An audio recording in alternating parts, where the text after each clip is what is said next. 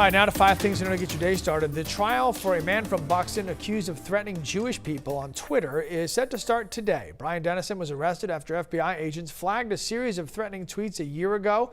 A judge declared a mistrial in the spring after a witness tested positive for COVID-19. If Dennison is convicted, he faces up to 5 years in prison and a $250,000 fine.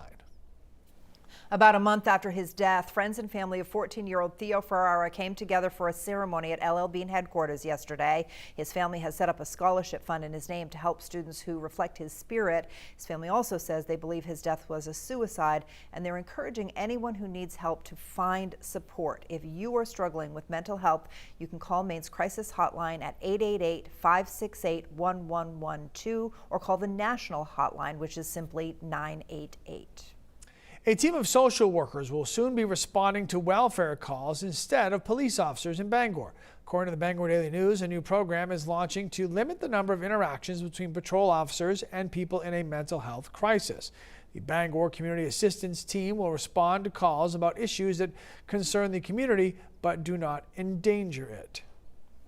The school board at RSU 1 is considering removing a book called Beyond Magenta from school libraries. It deals with growing up as a transgender teenager, and some parents want it pulled from the Woolwich Central School Library. This comes after several other school districts in Maine have weighed banning 2 other books with themes about gender identity. You can find out more about this particular case in this morning's Portland Press Herald. Major League Baseball players from last night, former UMaine Black Bear Jeremy Pena continuing his hot postseason. The rookie shortstop for the Astros hit this 3-run home run to tie the game at 3 against the Yankees. Pena went on to score the go-ahead run later in the game, and then former Portland Sea Dog Ryan Presley closed the door to get the save for Houston. The Astros are off to the World Series after sweeping New York out of the playoffs. 5-4 win for yesterday's scorer Jeremy Pena. Oh, by the way, the MVP of the ALCS. Not bad for a 25-year-old kid from Rhode Island who went to UMaine. That worked out pretty well.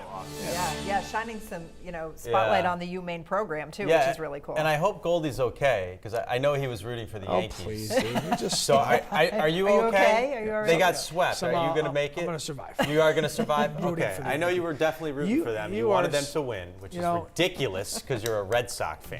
I didn't want the Yankees. Cool and wet in the 50s today. Tomorrow's better, but still mostly cloudy. Another round of rain Wednesday, and then it's all sun into the weekend. All right. It's okay, bud. There's always next year. Security. There's always next year. He's doing it again.